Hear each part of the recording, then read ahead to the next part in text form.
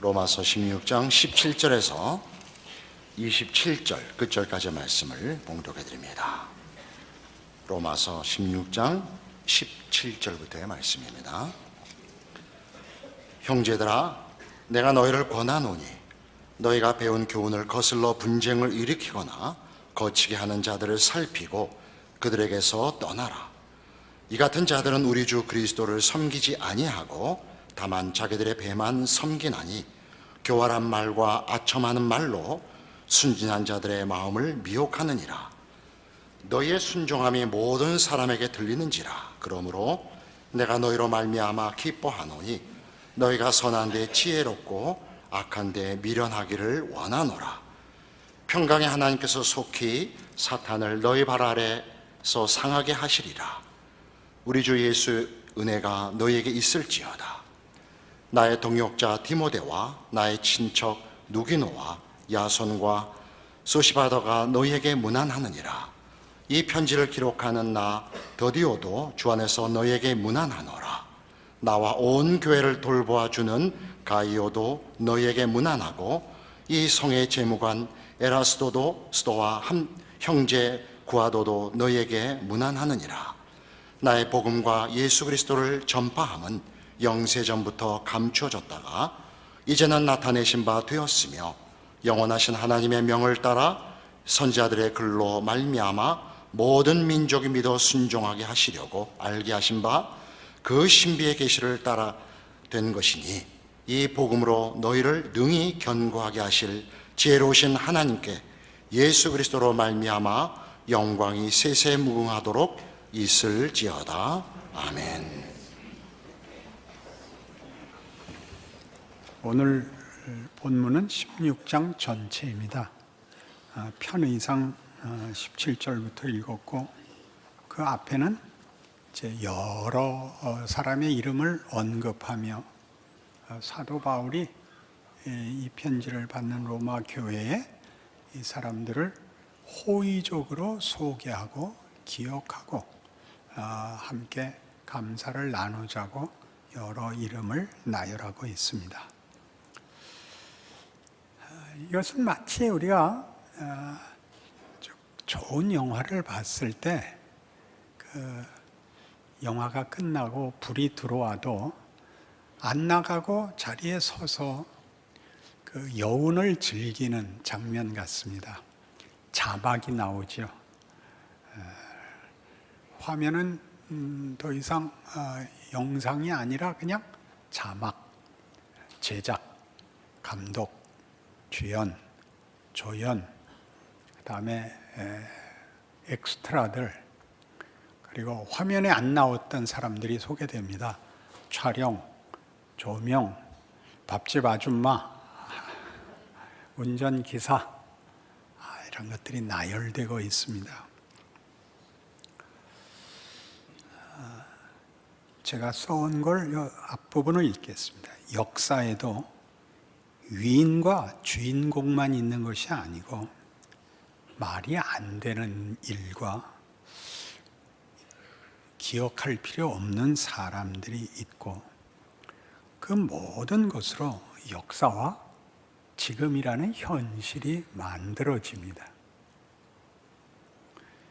우리가 의심하거나 거부한다고 역사가 바뀌지 않듯이 우리가 하는 모든 결정과 혹은 외면이 미래를 결정합니다. 그렇다면 다만 체념이나 외면 같은 것으로 비겁하게 살 수는 없다. 이것이 로마서 16장이죠. 여기 나열된 사람들은 중요한 사람들이 아니고 또 뒤집어 보자면 바울이 일하는데 결정적인 순간에 한 손씩 보태준 사람들이기도 합니다. 아무것도 아니고 결정적인 사람들인 것이죠. 우리는 오늘 읽은 17절에 형제들아 내가 너희를 권하노니 너희가 배운 교훈을 거슬러 분쟁을 일으키거나 거치게 하는 자들을 살피고 그들에게서 떠나라. 이런 것들을 말하자면 우리의 긍정적인 책임으로 이해하지 않습니다. 여기 나온 이런 말들은 이런 큰 그림, 로마서가 가지는 큰 그림, 가장 중요한 접속사가 3장 21절에 있는 그러나였습니다. 예수 안에서의 구원, 인간이 자초한 파멸과 예수 그리스도 안에서의 구원, 그러나 인류의 운명을 바꾼 3장 21절이 있다면 12장 1절에 그러므로가 있습니다. 그 그러므로는 외워두고 잊지 않아야 될 그러므로입니다. 한번 찾아보시죠. 로마서 12장 1절, 그러므로 형제들아 내가 하나님의 모든 자비하심으로 너희를 권하노니 너희 몸을 하나님이 기뻐하시는 거룩한 산제물로 드리라. 이는 너희가 드릴 영적 예배니라. 자비하심으로 권하는 넉넉한 관용과 배품을 근본적인 본질로 담아 신앙은 요구되는 것입니다. 날이 시퍼렇게 선 구별, 분명함, 완전, 이것을 다 담은 그러나로 시작된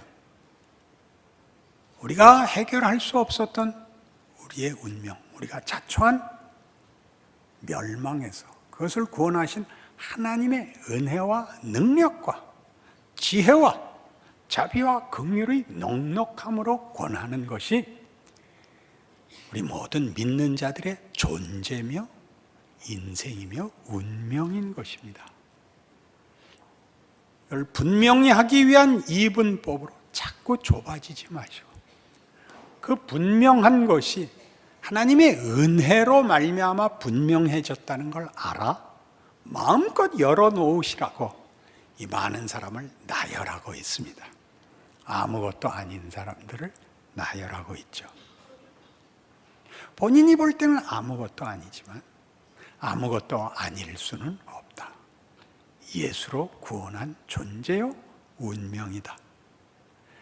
그러므로 형제들아 내가 하나님의 모든 자비하심으로 너희를 권하노니가 나오는 것입니다. 우리 같은 12장에서는 이렇게 됐었죠. 14절 이해합니다. 너희를 박해하는 자를 축복하라. 축복하고 저주하지 말라. 즐거워하는 자들과 함께 즐거워하고 우는 자들과 함께 울라. 서로 마음을 같이하며 높은 데 마음을 두지 말고 도리어 낮은 데 처하며 스스로 지혜 있는 채 하지 말라. 아무에게도 악을 악으로 갚지 말고 모든 사람 앞에서 선한 일을 도모하라. 할 수 있거든 너희로서는 모든 사람과 더불어 화목하라. 내 사랑하는 자들아 너희가 친히 원수를 갚지 말고 하나님의 진노하심에 맡기라. 기록되었을 때 원수 갚는 것이 내게 있으니 내가 갚으리라고 주께서 말씀하시니라. 네 원수가 줄이거든 먹이고 목마르거든 마시게 하라. 그리함으로 네가 숯불을 그 머리에 쌓아놓으리라. 악에게 치지 말고 손으로 악을 이기라. 놀라운 얘기였죠. 악을 제거하는 것, 심판하는 것, 징벌하는 것이 우리의 가장 중요한 책임이 아니라 거기에 시험받지 말고 그 싸움하지 말고 우리만이 할 수 있는 선한 역할을 하랍니다. 우리는 이 일이 만만치 않습니다. 선한 역할을 하려면 굉장히 능력이 있어야 된다고 생각을 합니다. 그러나 오늘 본문이 나열한 이 이름들은 우리에게 이런 사실을 깨우칩니다. 우리 잘 아는 예를 들어서 벤허죠. 벤허라는 영화. 물론 주인공은 당연히 벤허입니다. 벤허 혼자 나오면 영화가 성립이 안 되고 스토리를 담아낼 방법이 없습니다. 상대역이 있어야 됩니다. 악역 메살라. 따지고 보면 벤허는 메살라가 죽은 다음부터는 재미없습니다. 그 뒤는 설교가 되거든요. 알아들으셨을까요? 거기를 자르자고요? 그렇게 하지 마시고 그 뒤에 설교가 힘을 얻는 것은 메살라독입니다. 거기서 배너하십시오. 그런데 그 당시에 배너를 제작할 때 원래 제작진에서 그 역할을 제안한 상대는 록 허드슨이었습니다. 록 허드슨은 미국의 최고의 대표적인 미남입니다. 우리가 아는 미남을 넘어서 미국식, 미국 규격에 맞는 미남입니다. 크죠. 자이언트라는 영화에도 나왔던 멋진 미국을 대표하는 사람입니다. 거절했습니다. 굉장히 비싼 개런티를 약속했는데 거절했죠. 굉장히 잘한 짓이라고 생각합니다. 왜냐하면 거기를 멋진 배우가 맡았으면 우리는 스토리를 읽지 않고 배너 사진만 갖고 돌아다녔을 겁니다. 안 그렇습니까? 못생긴 거는 굉장한 깊이를 가지게 됩니다. 그렇게 말을 해도 맞나? 그런 배우 중에 하나가 더스틴 호프만입니다. 아시죠? 모간 프리만이죠. 못생겨서 사람들이 그 사람을 기억하지 않고 그의 연기에 몰입됩니다. 그러니 찰턴 헤스턴이 배너를 맡은 것은 거의 예정의 수준인 것입니다.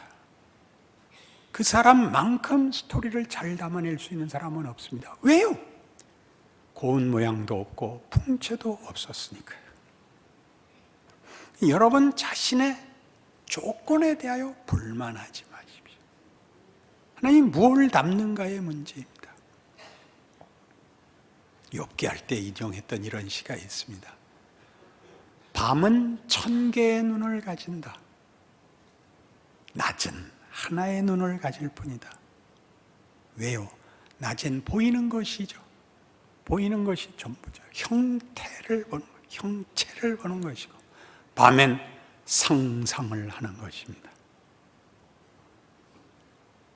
분명해야 메시지를 담는다고요? 그렇지 않습니다. 하나님 손 안에 있는 신비입니다. 또한 배너에는 수많은 엑스트라가 있습니다. 조역에도 못 올라오는 대표적인 그 엑스트라는 배너가 잡혀 노예 손으로 끌려가던 길에 간수에게 지시된 저놈은 모질게 다뤄라 때문에 고생을 하고 맨발에 부르토 입이 허옇게 말라 광야길을 걷다 우물을 만납니다. 물 한 잔씩 먹여라. 단 저놈은 주지 마라. 얘 죽어나는데 예수님이 등장하죠. 뒷모습만 보입니다. 물 한 바가지 담아주죠. 그걸 먹으려는데 간수 와서 걷어차고 그놈은 주지 말래니까 라고 고함칩니다. 뒷모습으로 보이는 예수님이 일어서시고 쳐다보십니다. 그 간수의 표정을 기억하십니까? 눈부신 듯, 부끄러운 듯, 녹아들듯 뒷걸음치고 고개를 떨구던 모습 말입니다. 그걸 기억 못하면 여러분 아직 배노의 비읍도 입문하지 못한 것입니다. 그것들이 영화를 만드는 거죠. 살을 찌우고 깊이를 만들고 정황을 만들어 배노의 승리와 결국이 무엇을 담아내는지 옆에서 효과를 한 손을 보태는 것입니다. 그러니 배노가 끝나면 자막에 다 나오죠. 배노의 찰턴 헤스턴, 메살라의 메살라가 누구였나요? 쭉 나오죠. 간수의 누구, 뒷모습만 나온 예수님의 역할은 누구, 이렇게 다 나오는 겁니다. 우리 인생이 문득 예수님의 뒷모습일 수 있다는 걸 아시겠습니까? 안 믿어지시는 표정들을 하시니까 이사야 53장에 갑니다.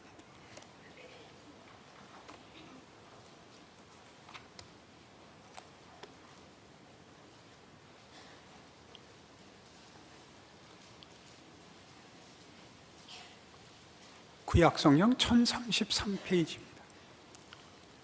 우리가 전한 것을 누가 믿었느냐? 여호와의 팔이 누구에게 나타났느냐? 그는 주 앞에서 자라나기를 연한 순 같고 마른 땅에서 나온 뿌리 같아서 고운 모양도 없고 풍채도 없은즉 우리가 보기에 흠모할 만한 아름다운 것이 없도다.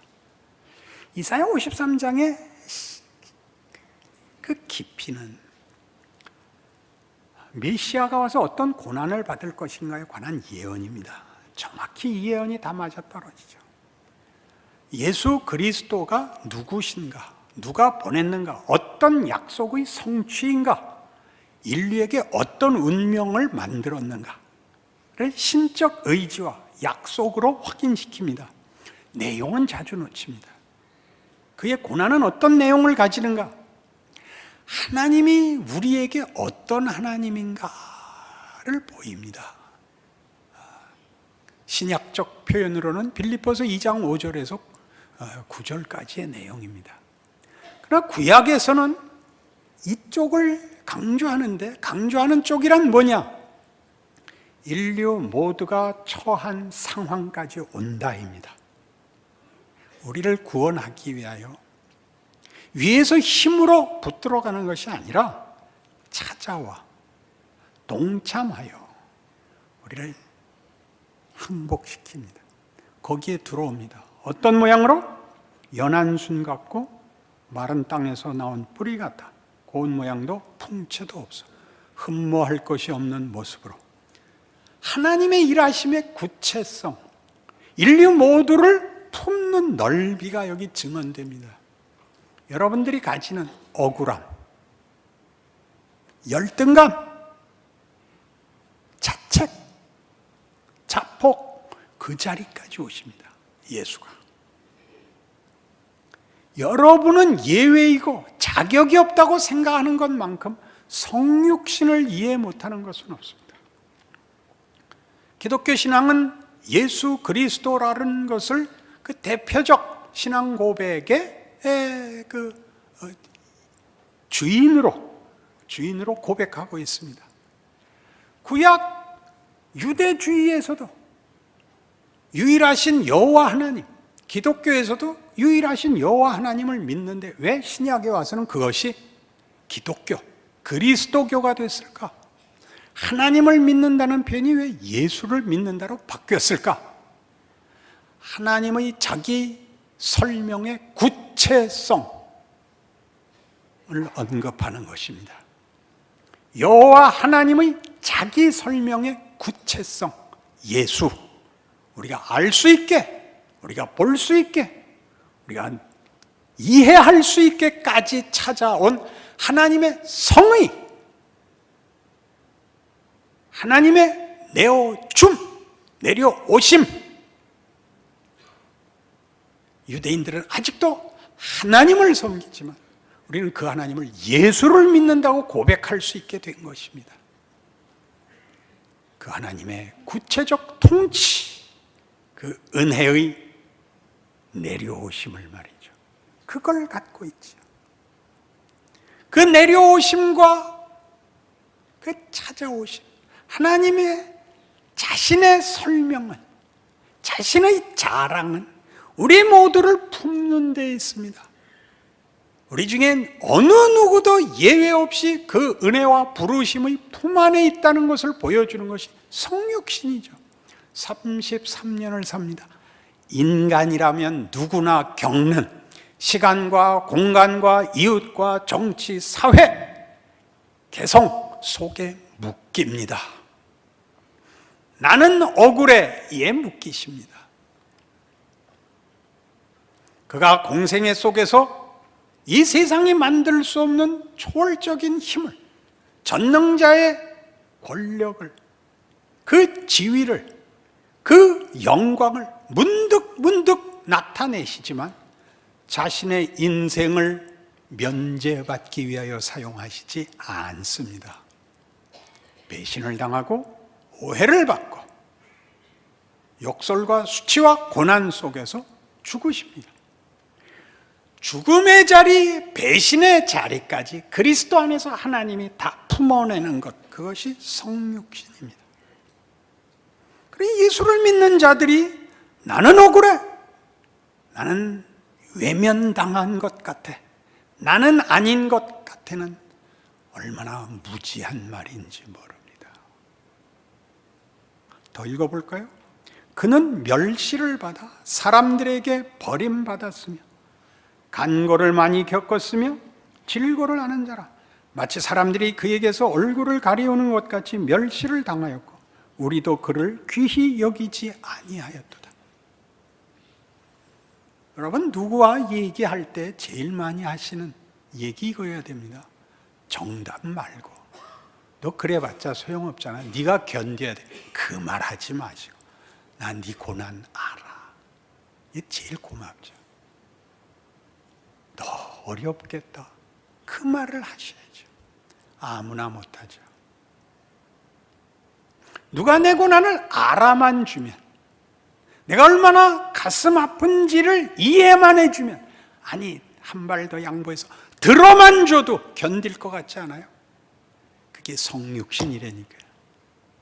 듣기만 하신 것도 아니고 해결을 해주신 것이 아니라 거기까지 하나님이 구체적으로 품으시는 것, 성육신입니다.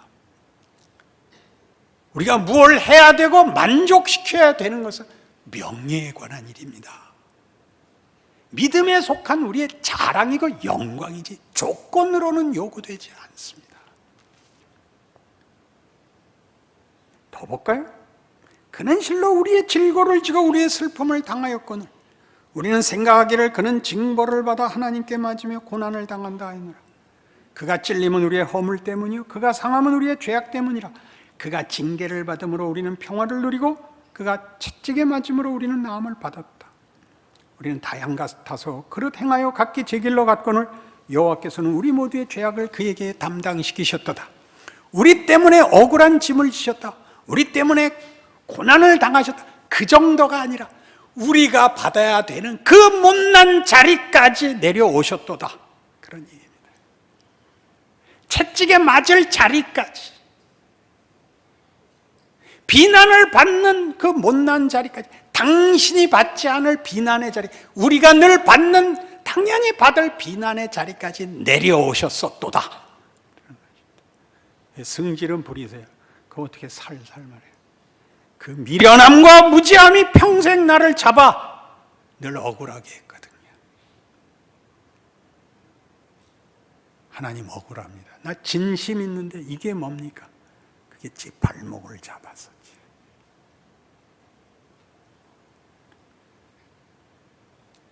우리가 가지는 원한과 우리가 가지는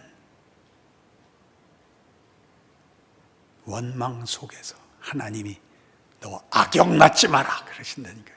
아니 해결을 해줘야 멋있는 걸 하죠. 너 그 자리에서 웃어라 그러는 거예요. 거기서 웃으세요. 머리가 다 가려. 거기서 웃어라. 너 거기서 악에게 치지 말고 너 선한 역할 해라.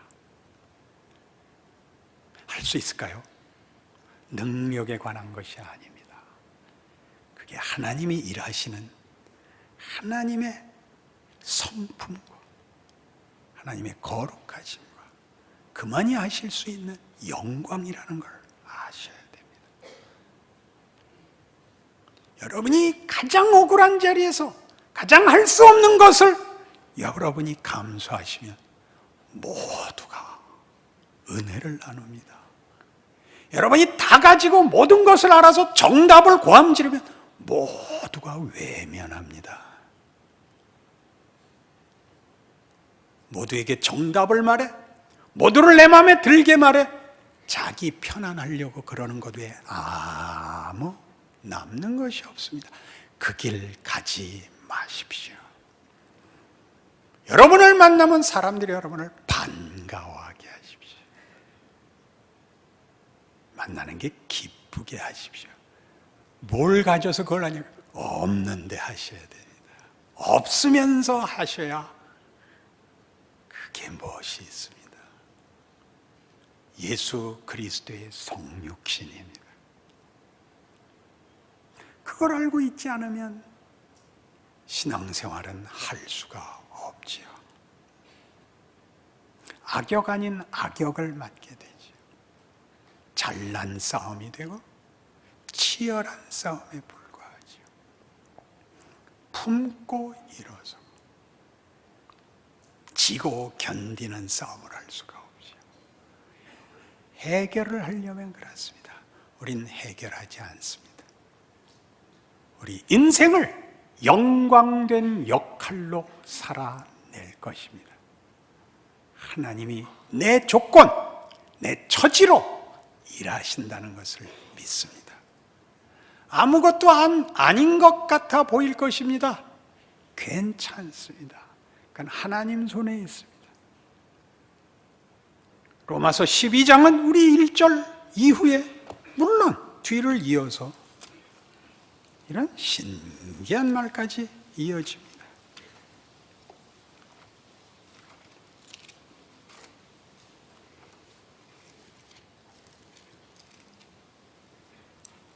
(2절) 너희는 이 세대를 본받지 말고 오직 마음을 새롭게 함으로 변화를 받아 하나님의 선하시고 기뻐하시고 온전하신 뜻이 무엇인지 분별하도록 하라. 세상과 하나님의 일하심은 너무나 다릅니다. 세상은 죽입니다. 죽이는 싸움을, 죽이는 요구를 하고, 하나님은 살리는 요구를 합니다. 살리는 요구. 이 역할을 하십시오. 그래서 3절에 내게 주신 은혜로 말미암아 너희 각 사람에게 말하노니 마땅히 생각할 그 이상의 생각을 품지 말고 오직 하나님께서 각 사람에게 나누어 주신 믿음의 분량대로 지혜롭게 생각하라. 나서지 마라. 너 할 일 해라. 우리로선 지금 내 역할과 내가 묶여있는 컨텍스트가 무엇을 위한 것인지 알 수가 없습니다. 늘 알 수가 없습니다. 배노, 늘 알 수가 없죠. 노예선을 견딘 건 신앙이 아니고 희망도 아니고 복수심이었죠. 단 하나, 복수심으로 버티는 겁니다. 죽을 수 없죠. 그땐 살아남아야 되는 것이죠. 그가 그런 우여곡절 끝에 사회적 신분과 지위를 갖고 돌아올 수 있게 될 줄 누가 알았습니까? 그땐 모릅니다.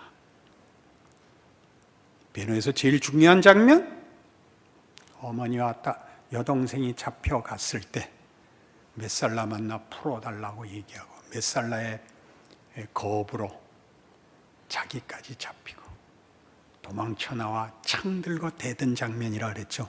풀어줘, 안 풀어주면 죽일 거야. 몇 살 나가 일어나 외쳤다 그랬죠. 찔러. 날 죽이면 네 어머니와 동생이 풀려날 수 있어? 날 찌르면 다 죽을 거야. 찔러. 찌르면 안 돼요. 왜? 영화가 끝나요. 알아먹으세요. 죽지 마세요. 그 창을 꽂으세요. 하나님이 일한다는 거 아세요? 작가가 있어요. 작가가. 주제넘게 자기가 작가가 되지 마세요. 자기 역할을 하세요. 멋있게 하세요.